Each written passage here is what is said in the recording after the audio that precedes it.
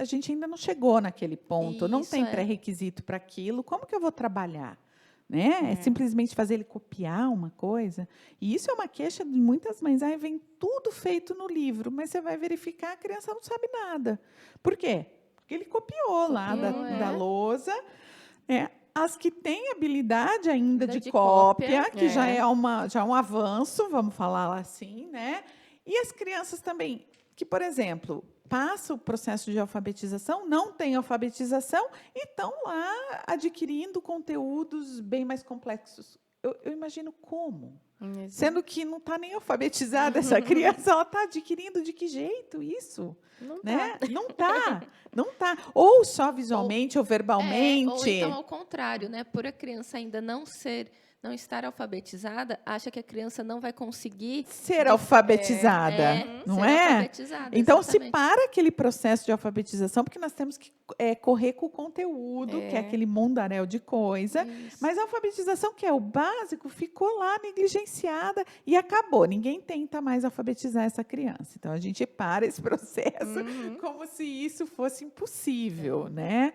E isso é muito triste, porque você realmente derrota aquela pessoa ali já do início. Não, e é aquela coisa, né? E perspectiva de futuro. Claro, Né? Porque é a óbvio. gente, eu imagino que para esses pais deva ser muito difícil, porque você idealiza seu filho, Claro, né? Até a velhice dele. é óbvio. E meio que acaba seu sonho ali, né? Sim, Então você tem que construir sonhos novos. E você tem que pensar que essa criança ela precisa saber ler, saber escrever, que ela pode ser fazer uma faculdade, ter um emprego. Claro. Pode não ser médico, mas ele pode ser. Mas a alfabetização vai ser, né? vai ser necessária para tudo. Exato, porque sem ler e escrever você faz o quê? Não faz nada, muito Né? difícil. E eu fico muito indignada. Eu e meu marido, a gente conversa em casa e fala, poxa, como é que esse pai não se preocupa com isso? Ele quer que a criança fique na escola a tarde toda. Essa é a preocupação do pai. Não é se ele está aprendendo. Gente, tem aí não é adultos, assim, né? né? Autistas adultos que os pais não estão preocupados em alfabetizar, ainda é tempo. É tempo, claro que é. Sempre Você é tem mais tempo. 40, A 50 gente tem anos pela educação de jovens frente. e adultos, sempre é tempo. Sempre é tempo, né? Então, educar, independente do que seja, é sempre necessário, né?